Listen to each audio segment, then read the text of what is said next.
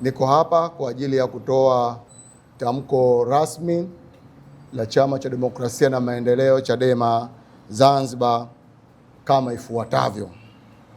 Ndugu zangu waandishi wa habari, kuhusu uamuzi wa Mahakama ya Rufaa na hali ya kisiasa ya Zanzibar, Chama cha Demokrasia na Maendeleo Chadema Zanzibar kinatoa tamko kuhusu uamuzi wa leo wa Mahakama ya Rufaa Dodoma ambao umeondoa zuio dhidi ya chama chetu kuendelea na shughuli zake za kisiasa. Tunapenda kutoa wito kwa wananchi wa Zanzibar na kuwashukuru Watanzania wote kwa ujumla kwa kuendelea kupigania demokrasia na haki na maendeleo ya watu wetu. Uamuzi huu wa leo ni hatua muhimu katika kuhakikisha kuwa haki za vyama vya siasa zinaheshimiwa na kila mmoja anapata fursa ya kushiriki kikamilifu katika mchakato wa kisiasa.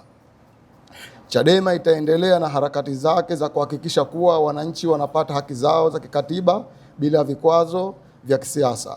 Hatuwezi kukubali kuwa wanyonge na tutapigania haki za wananchi kwa nguvu zote kwa njia ya amani na utulivu. Tunatoa shukurani kwa uamuzi na wanachama wetu kwa kuendelea kuwa na imani na chama chetu. Tunasisitiza kuwa tutasimama imara kupigania maslahi ya wananchi wa Zanzibar na Tanzania kwa jumla.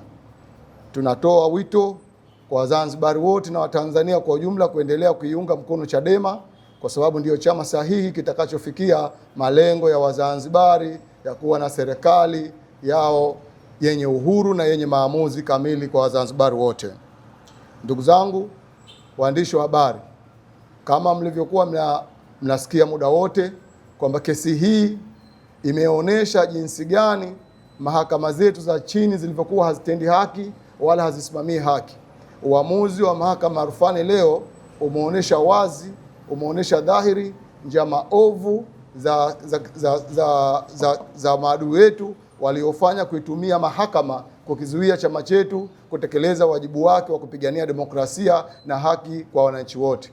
Aidha, na waagiza viongozi wote wa chama wa kanda zote mbili ya Unguja na Pemba kufungua ofisi zetu zote kuanzia kesho na kuendelea na shughuli zetu za kisiasa kama kawaida.